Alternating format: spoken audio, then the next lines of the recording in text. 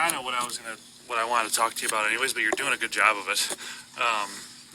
And that's golf. Like, I mean, I've been doing a lot of the book drilling. Yeah, that's what I was just about to say. I think if you fix one thing, right, it helps other things down the way. Because what I look for here, and on your bad shot, you'll still do it, but when the club's, post-impact reaching parallel to the ground, see how the club head right here is on the outside of your hands?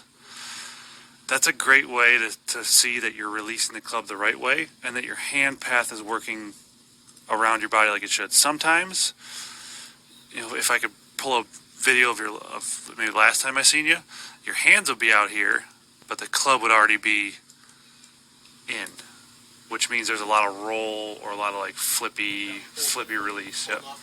Yeah, exactly. Like that's where like your wrist bends right here are great. If we can get you to, just control the club head and the face and the downswing and just control that path. Yeah, and that's where because your hand, the club's wanting to go in the right spot, but since your hands are out of position, where does the club correct to?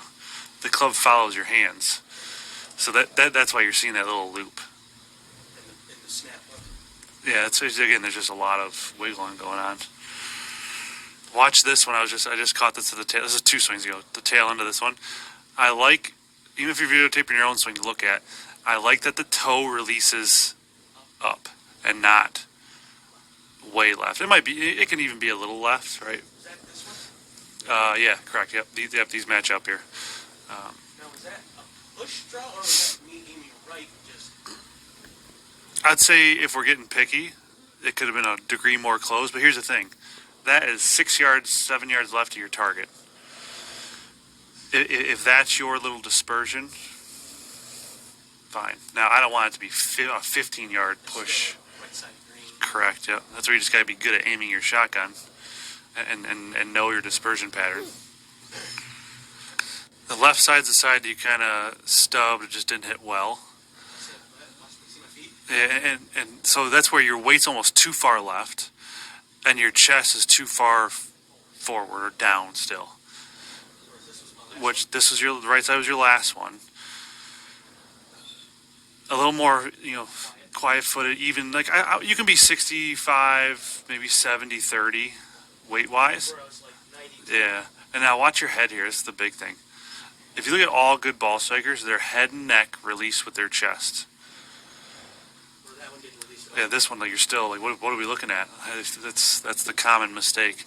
I always show people this swing. I love looking at this guy's swing here.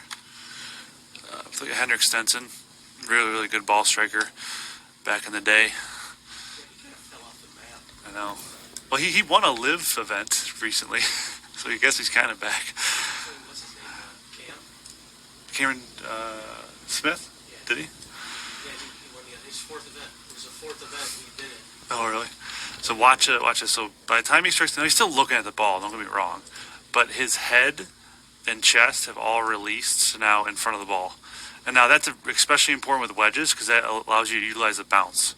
If your weight's too far forward and your chest stays down, the leading edge gets very sharp, and you better be really good at putting the club on the ball or you're screwed.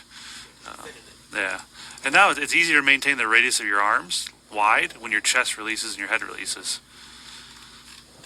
So just trust that what you did last swing was what we want.